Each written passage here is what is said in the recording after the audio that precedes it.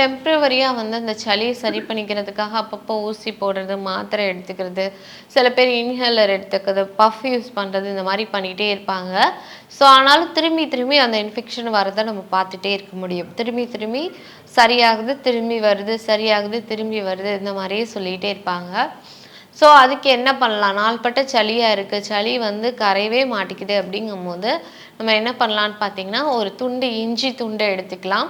So அதே போல் நல்லா இஞ்சி துண்டை நல்லா இடிச்சுட்டு பாலில் ஒரு டம்ளர் பால் ஊற்றி அதில் போட்டுக்கலாம். ஸோ அதே போல் ஒரு பிஞ்ச் வந்து மஞ்சத்தூள், ஒரு பிஞ்ச் வந்து மிளகுத்தூள், இது மூணையும் வந்து நல்லா நம்ம காய்ச்சி வடிகட்டி நீங்கள் வந்து டெய்லி குடிச்சிட்டு வரீங்க, காலை மாலை 2 வேளை வந்து. ஸோ இந்த இஞ்சி பால் வந்து எடுத்துகிட்டு வந்தீங்க அப்படிங்கும்போது நம்மளோட நெஞ்சில் அதிகப்படியாக கோலை சேர்ந்துருக்கு, ரொம்ப நாளாக கோலை சேர்ந்துட்டே இருக்குது, கரையவே மாட்டிக்குது அப்படிங்கிற போது நல்லா அந்த கோலையை வந்து நல்லா கரைச்சி விட ஆரம்பிக்கும். ஸோ இதை ஃபாலோ பண்ணாலே போதும், நாள்பட்ட சளியும் வந்து சீக்கிரமாகவே வந்து சரியாக ஆரம்பிச்சிடும்.